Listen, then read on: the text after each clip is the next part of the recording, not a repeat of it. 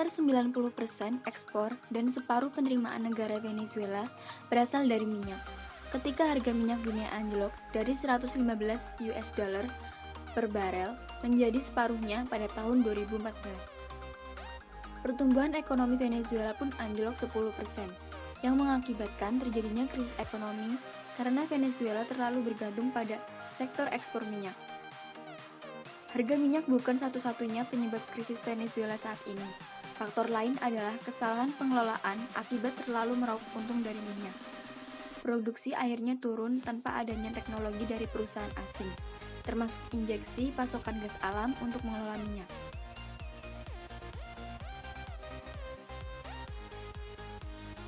Dampak terhadap pemerintah adalah krisis politik di mana terjadi upaya penggulingan kekuasaan Nicolas Maduro oleh Juan Guaido yang berasal dari partai oposisi. Pemerintah yang tidak stabil dimanfaatkan Maduro untuk melakukan nepotisme, yakni mengangkat anggota politiknya menduduki kursi Mahkamah Agung, sehingga membatalkan Undang-Undang Parlemen Venezuela, yang menimbulkan kebuntutan politik dan demonstrasi masyarakat Venezuela. Kemudian dampak terhadap penduduk, yaitu demonstrasi besar-besaran yang digelar rakyat Venezuela terkait kekuasaan blunder Maduro, serta ketidakstabilan ekonomi yang berkepanjangan. 2. Akibat perekonomian yang kacau, banyak warga yang mengalami kelaparan karena tidak mampu membeli bahan pokok dikarenakan inflasi yang sangat tinggi. 3.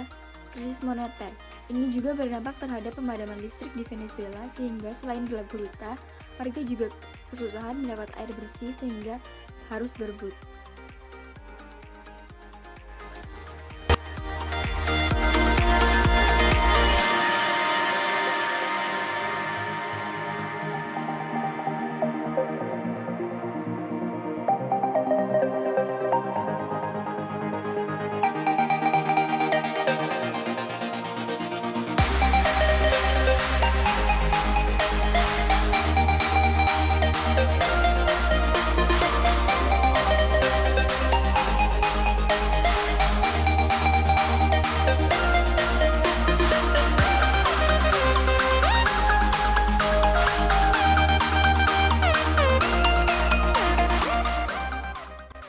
Migrasi internasional sebagai dampak dari krisis ekonomi.